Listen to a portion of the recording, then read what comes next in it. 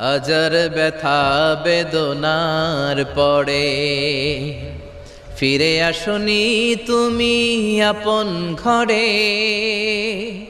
দিনের আলো তুমি ছড়িয়ে দিতে চলে গেলে মদিনায় মক্কা ছেড়ে।